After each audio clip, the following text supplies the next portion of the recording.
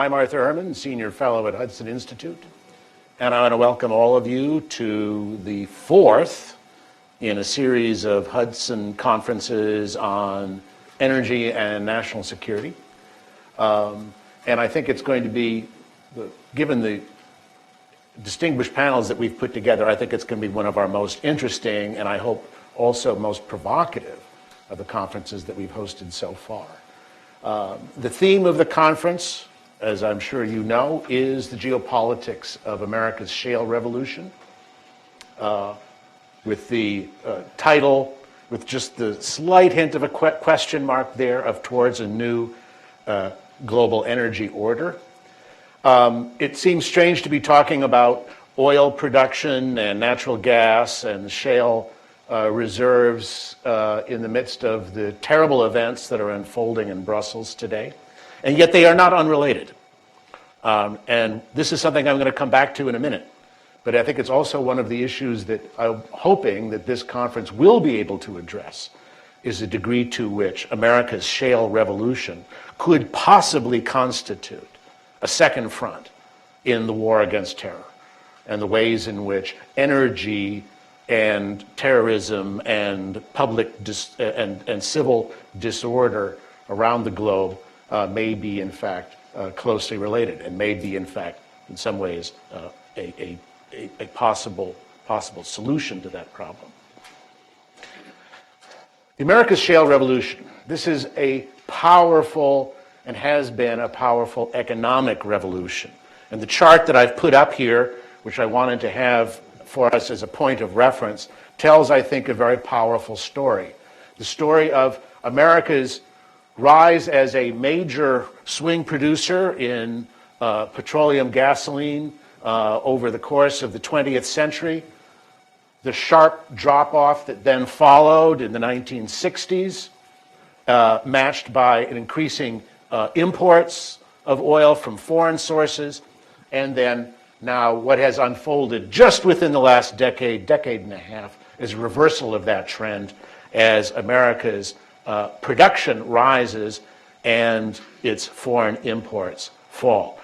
These are the statistics that's involved here in understanding the dynamics of America's shale revolution and the change that's taken place in terms of oil production and its relationship with foreign imports for the United States. But I think it's also important to realize that there's more than just an economic story here, there's also a cultural story. As I often stress, I think in the American collective memory, there are really three powerful images which are implanted in that over the last century. Three powerful visual images which have shaped American culture and shaped America's understanding of how the world works and our place in it. One of those were the images of the attack at Pearl Harbor on December 7th, 1941.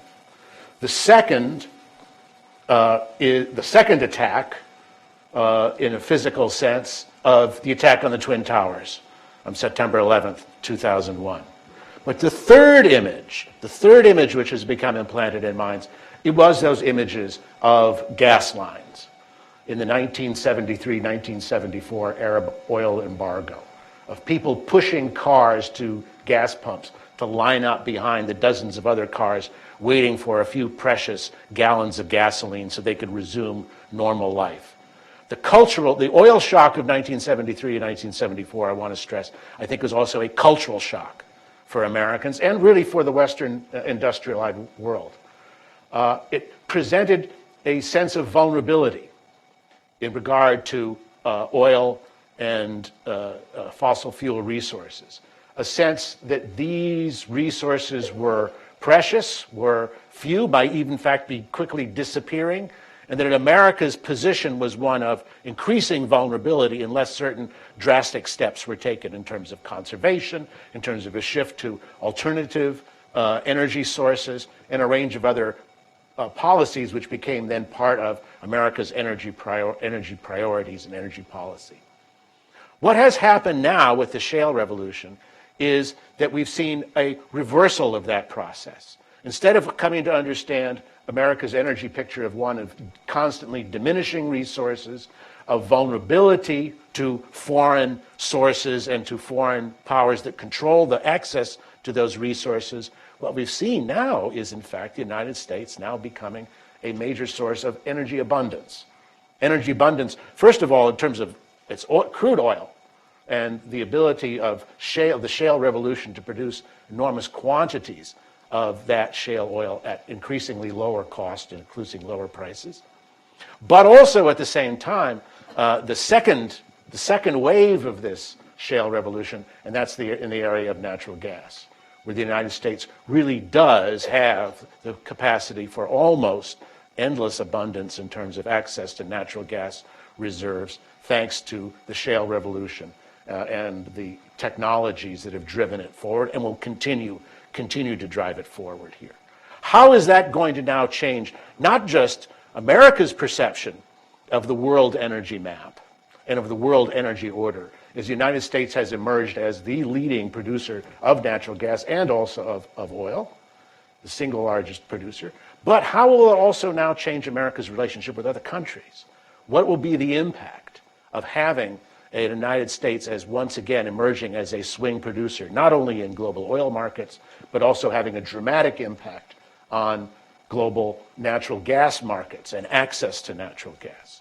And then thirdly, too, what role, from the point of view of technological innovation, what role is that shale revolution now going to play in promoting not just energy independence and energy security for the United States, which has now becoming increasing reality, but also energy security and independence for other countries with similar or closely related unconventional oil and natural gas reserves through which the shale revolution can unlock and provide as major drivers for economic growth. How will the United States be perceived? What kind of impact will we have on the world? What kind of impact will this have on organizations which have until now exercised a monopolistic control over global oil markets, namely OPEC? What impact will it have on the role of the Middle East as having been for so long, over the past, 40 years, really the center of the world's energy map? What happens when that center now shifts to the United States, to North America? Those are the kinds of issues we're going to be talking about today. Those are the kinds of issues we're going to address, and what kind of impact that will have for the future, not just of the United States' economy and global economies, but also perhaps for the geopolitical balance in the future. To do this, as I say, we've put together, I think, a very distinguished and interesting list of panelists. But the person who I thought should really kick off this conference and to talk about it as our keynote, to lay out the larger picture and what's involved in this process, is our keynote speaker for this morning, Mark Mills of the Manhattan Institute. Mark Mills is CEO of the Digital Power Group, which is a technocentric capital advisory group. He's on the advisory board for the Notre Dame University's Riley Center for Science, Technology, and Values. He is, together with Robert Bryce, the 1-2 punch at Manhattan Institute on energy policy, bringing enormous, I think, sort of intellectual firepower to these kinds of issues and questions. He also happens to be the co-author of what I consider one of the 3 or 4 invaluable and indispensable books on energy policy and energy technology, the co-author with Peter Huber of The Bottomless Well, The Twilight of Fuel, The Virtue of Waste, and Why We Will Never Run Out of Energy. One of the most, I think, powerful books to read and to understand what's happening with the shale revolution in the broadest possible context, including even the moral context of what takes place there. And so I feel very pleased and very honored to be able to introduce our keynote speaker, Mark Mills.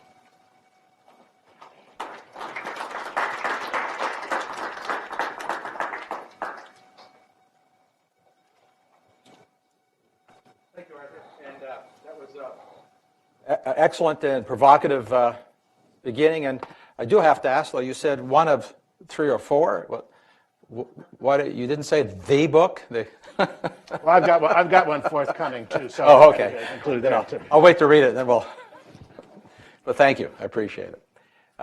And I should also mention, by way of background for those of you who don't know me, that the bias that I bring to this issue comes from my intersection in the city for several decades, having spent an earlier part of my career in the first term of the Reagan White House in the science office, where I was involved in energy issues and nonproliferation, in fact, in missile defense, all of which remain issues of relevance today. And so one can't escape being a Washington resident, not being deeply involved in politics and geopolitics. But the bias that I bring comes from my career in life as a physicist, where while I am involved with and care deeply about politics and geopolitics, I begin and end with what physics and Mother Nature permits, which I think you'll see woven through my remarks this morning.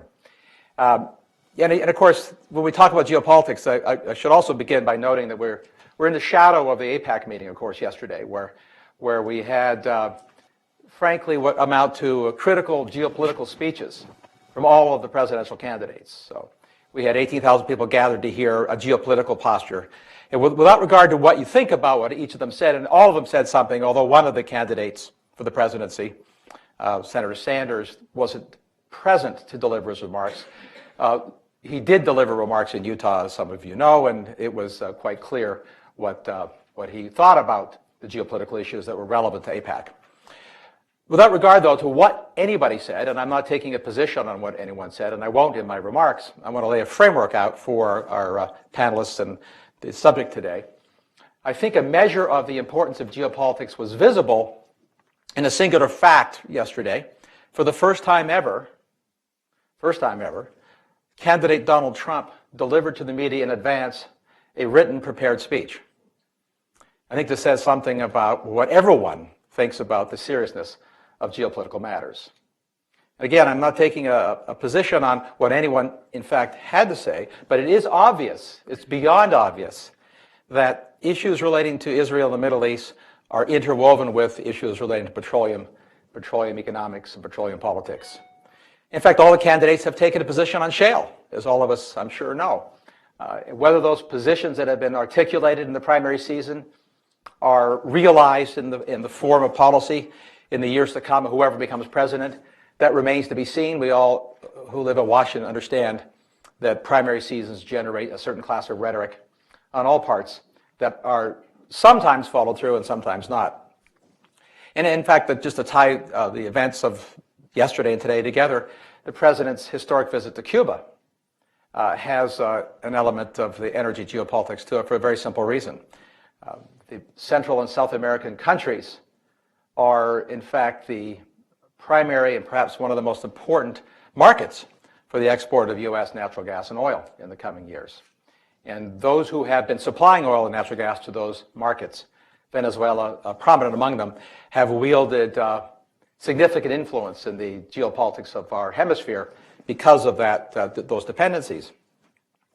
And as Arthur said, everyone in this room knows that the zeitgeist, if you like, of energy policy in America, the framework, the framework of what we consider energy policy in this country, they were set by, in fact, I would argue was imprinted by the 73 Arab oil embargo. That has generated the entire legislative, intellectual paradigm for how we deal with not just oil, but energy in general ever since then. And it's worth noting, by the way, that the 73 Arab oil embargo, all of you may remember this, but some of you may have forgotten, what stimulated that embargo on the part of the Arab states was a retaliation against the United States for the U.S. resupplying the Israeli army during the 1973 Arab-Israeli War, which was a countermeasure on our part against the Soviet Union supplying the Arab armies. The historian of the State Department has written that war and our role in it, just resupplying the Israeli army, brought the United States as close to a nuclear war with the Soviet Union as did the Cuban Missile Crisis. This is the sort of the framework with which oil and energy in the Middle East is still in play in the world today. Not much has changed. You know the French expression, plus que ça change, plus que c'est la même chose. The world is still the same. So let me tell you how much it's the same. In fact, it's it's not just the same, but it's more the same in this sense. Let me paint a picture of where the world is today compared to 1973 with respect to oil. Although I'm going to speak principally about oil, what I'm going to say is relevant to natural gas, of course, as well, because the shale revolution, as Arthur ably pointed out, is a revolution relating to the hydrocarbons, the hydrocarbon cousins, if you like, of oil and natural gas.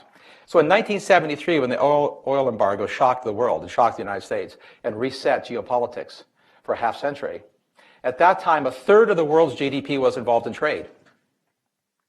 Today, 60% of the world's GDP is involved in trade. Since 1973, marine shipping, which comprises 90% of all the goods and materials that are traded in the world, move by ship. Marine shipments have increased 300%. Air travel has increased 700% since then. Automobile travel, which is directly relevant to the discussion today, globally has increased 300% since then. And this is the singular fact that's critical to the shale revolution and to the geopolitics. Oil fuels 95% of all of the machines that move all the goods and people in the world today. It did then, it still does today. I mean, that state of affairs, the centrality of oil in transportation, has engendered a kind of odd response in many parts of the world, particularly Europe and the United States. It's not been a monomaniacal drive to find more oil, but to find ways to stop using oil and to find alternatives for oil. So look, this reality that we've spent 50 years almost looking for alternatives to oil, looking for ways to use less oil, but the world now uses more oil, and the single fact is that there are no alternatives to oil at the scale and price that the world needs yet, despite hundreds of billions of dollars spent on subsidies and research, and despite exhortations for things like moonshots. There is no substitute today for oil at the price and the scale the world needs. Full stop, period. This reality informs geopolitics in an important way. In fact, I'm going to digress briefly to amplify this fact for the simple reason that there are dangerous economic, social, and geopolitical consequences from believing fictions and aspirational policies that relate to the physics of energy and oil. It doesn't take long to unbundle why we are where we are and why we'll stay where we are for, in fact, decades yet, and for all practical purposes. In political terms, decades is forever. Policymakers don't think in terms of decades. Think tank people sometimes do. Policymakers think in terms of years at best, sometimes months. So let's talk about briefly how permanent the state of criticality is for oil. It is really only two. You can do this in a very simple way. Let's start with biofuels. And it's easy to unravel what the prospects are for biofuels displacing oil by just looking at a single fact set. In the United States, as you all know, today we devote about 40% of the American corn crop to distilling it into ethanol for transportation. And today, about 5% of America's transportation needs are met with ethanol, using 40% of our grain. By the way, you probably know this, but at the time of the American Revolution, about 40% of the grain was used for transportation as well. It was to feed horses. And we moved away from that dependency on grain for transportation and returned to it. But even if every single kernel of corn was used to fuel cars, it would not move the meter in the United States or globally. Every oil exporting nation knows that fact. Biodiesel and other forms of biological fuels have even a smaller level of importance in terms of the displacement of oil at prices and scales that the world needs. And then there are windmills, which are, frankly, the most politically popular form of alternative energy in some way, shape, or form. In fact, they're politically popular because they are, amongst the whole pantheon of the so-called multitude of choices, the cheapest. But here's a fact set for you to consider with respect to windmills, because obviously running cars and airplane windmills is difficult. But here's the two fact sets that you need to keep in mind, that they're derived from the physics of these energy sources. The cost of a barrel equivalent of energy from a windmill is 300% higher than the cost of a barrel of shale oil. 300% higher. To make that barrel equivalent of energy useful for transportation, we have to store it, as you all know, self-evidently, in batteries. So here's the fact that you need to know. It takes 20,000 pounds of Tesla-class batteries to store 1 barrel equivalent of energy from a windmill. 20,000 pounds worth. Even if batteries get twice as good or 3 times as good as they are today, which is not on any roadmap for the production of any batteries at scale, even if they get 2 to 3 times better, it still won't move the meter in terms of displacing oil in global transportation. So the big picture number you want to keep in mind is this singular fact with respect to oil, is that the world uses 4 million barrels of oil every hour of every day. To put that sort of in economic context, if we really wanted to do this displacement with windmills, we'd have to build $100 trillion, with a T, $100 trillion of wind turbines and batteries. It's not counting the distribution systems or transmission lines in order to produce that much and deliver that much energy into markets. Another big picture reality to think about with respect to oil are these fact sets. There are about 10 trillion ground miles driven each year in the world in cars and trucks, and 3 trillion passenger air miles flown every year in the world in aircraft. As emerging markets grow, and they are growing, they may grow more slowly, and markets panic when growth slows, not when growth collapses, but markets actually panic when growth slows. It's interesting, we're in a slightly lower growth mode for oil demand. The key words here are not a decrease in oil demand, a slightly lower growth mode for oil demand this year because China has somewhat slowed down. So IEA expects world oil demand to grow this year by a mere 1 million to 1.5 million barrels of oil per day. A mere 1 million to 1.5 million barrels of oil per day. This is the entire output of the Bakken shale field per year increase during a slow year. That 10 trillion ground miles driven a year in oil-fired vehicles and 3 trillion air passenger miles flown each year in aircraft, those markets will grow as the emerging markets become bigger, have more wealth. In fact, every forecast sees that the demand for ground miles and air miles roughly doubling in the next decade, 2 decades or 2 decades and a half. So those two markets individually and independently represent about 10 million barrels per oil per day of new demand for fuel to fuel both those markets of new demand. We should hope, in fact, we should pray, that we'll find alternatives to supply some significant share of this new demand because this scale of additional demand on the world markets is unprecedented in history.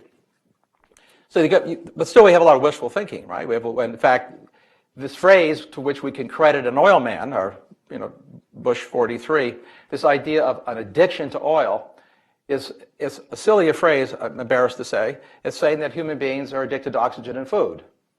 Oil is critical to the existence and functioning of modern society.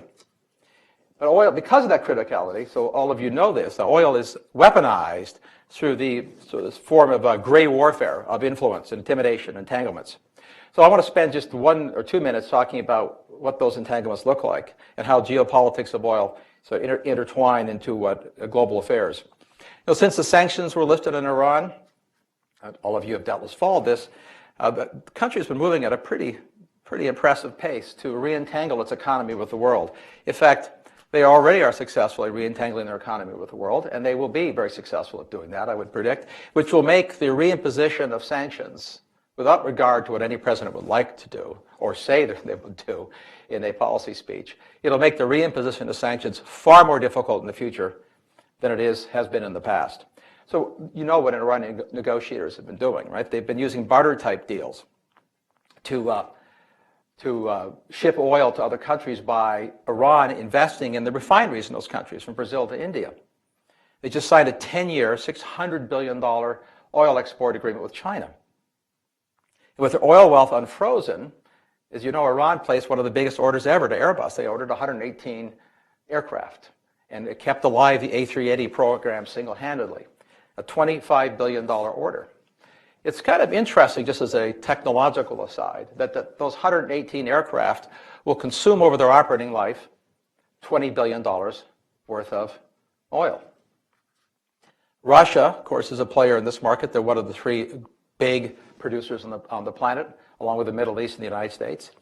They've signed a $30 billion deal with oil and gas with China. The Russian oil firms have promised to invest $18 billion in Venezuela's oil fields. Russia does not need Venezuelan oil.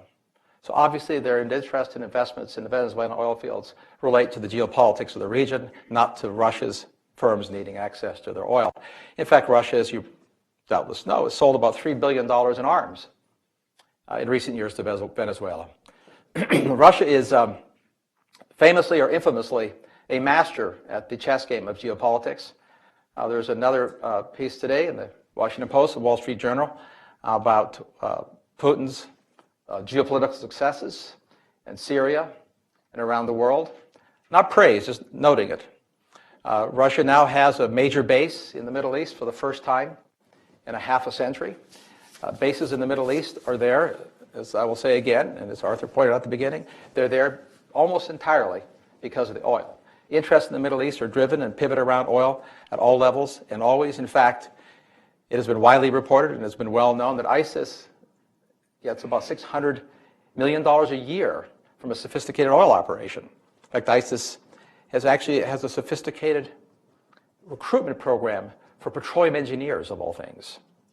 Their operation is that sophisticated with respect to their need for the money from oil.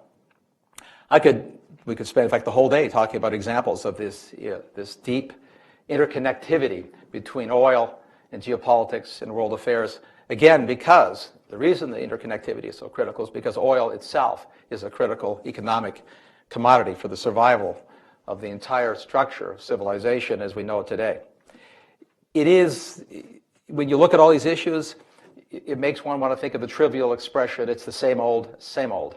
Not much has changed in terms of these interconnectivities and the gray warfare that takes place with respect to oil. But there is one new thing, as Arthur pointed out. The new thing is shale. It was totally unexpected. It was unplanned. In the history of the oil industry, this is an important, this graph that Arthur had shown up, it's important to recognize this singular fact. There has never been, in the history of the oil industry, there's never been that much new oil produced that fast, anywhere, at any time. And it shocked the world. That's what rocked the markets. That's the singular and primary reason that oil prices collapsed from the heights they were at. Yes, there are other contributing factors, slightly slower growth. The contribution of the Saudis decided that they wanted to add supply to an oversupplied world to drive prices even lower. All those were factors, but the trigger was this shocking increase with the United States being the source of 3/4 of all the net new addition to petroleum supply to the world in the last 5 or 6 years. This is a total reversal. It's an utter and complete reversal of America's geopolitical posture. Going from being a half century of operating like and feel like a supplicant state with the potential to be a state, and I emphasize with the potential because it hasn't been exercised yet, to be a state with lasting influence in petroleum geopolitics.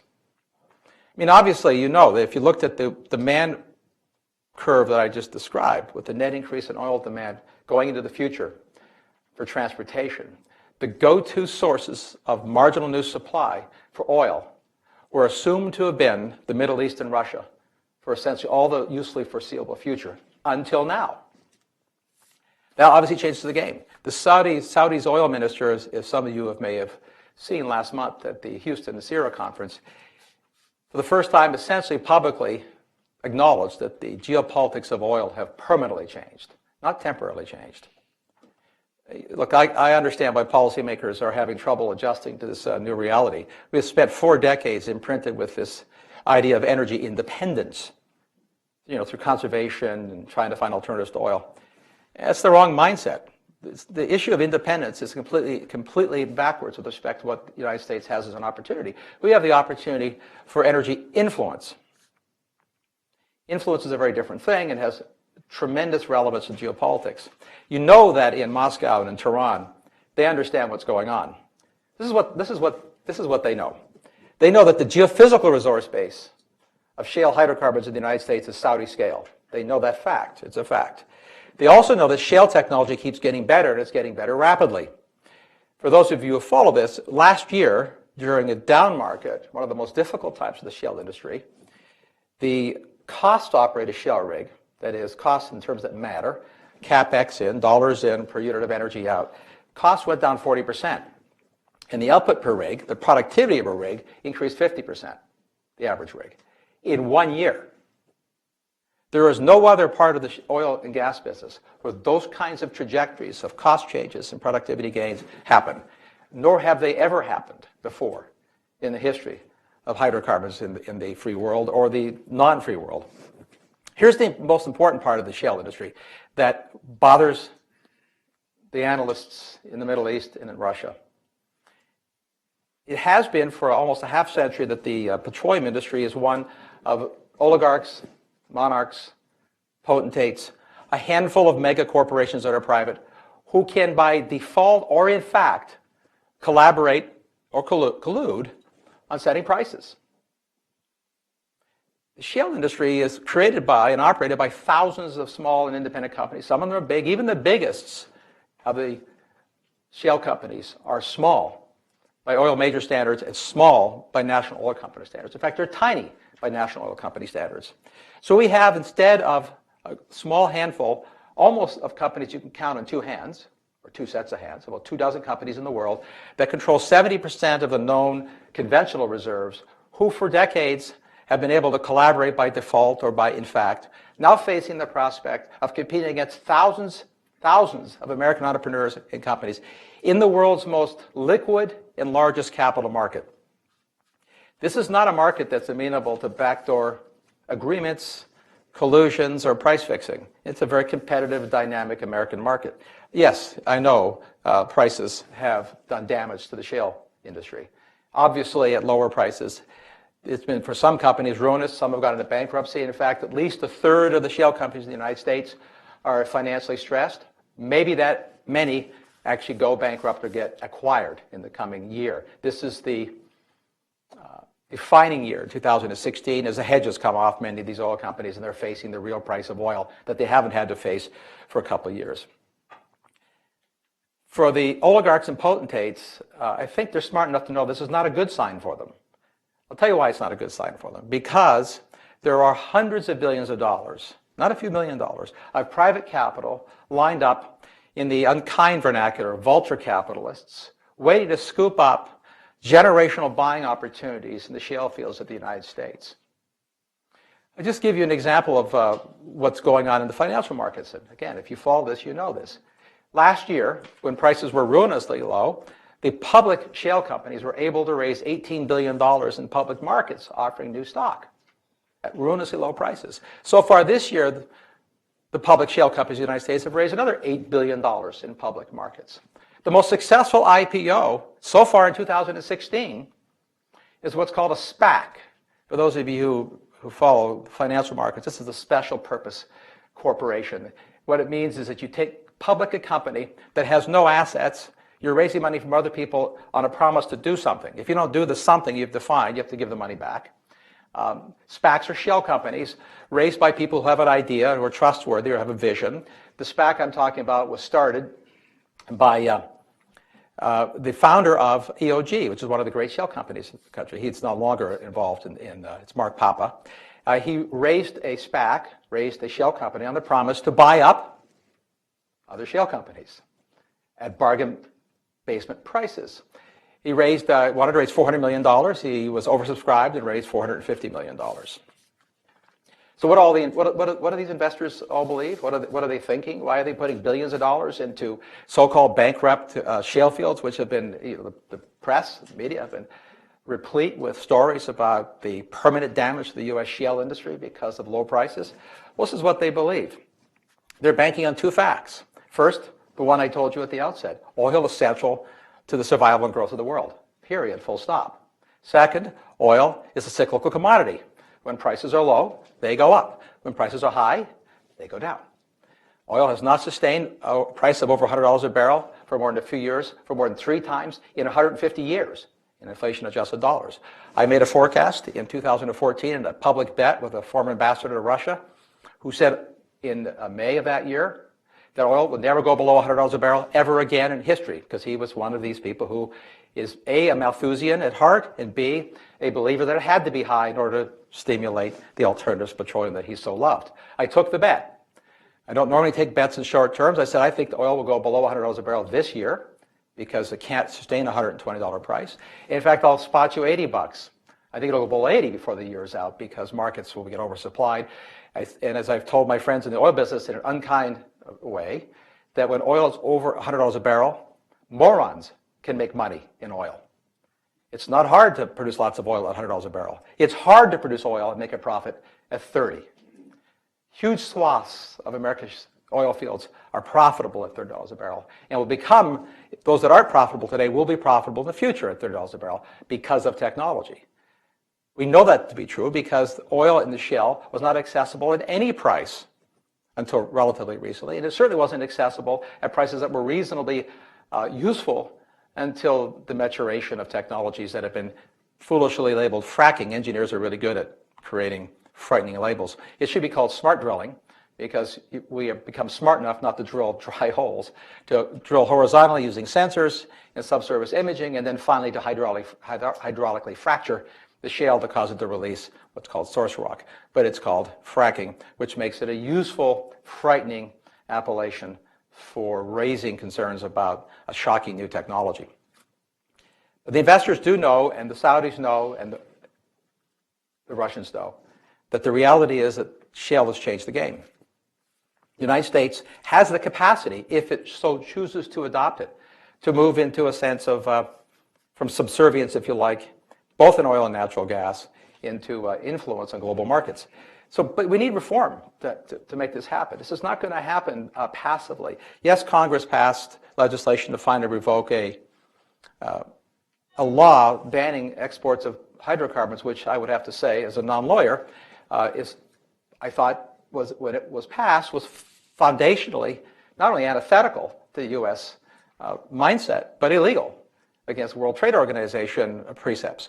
We can't ban the export of a product like that, but we did. There was no pushback on it for decades because we thought oil was running out. Perhaps at least one good thing will come of the shale revolution. We can finally put to bed this goofy, Malthusian idea that we're running out of oil. What I think should happen, and this is what I think we could expect to possibly happen with the next president, is possible.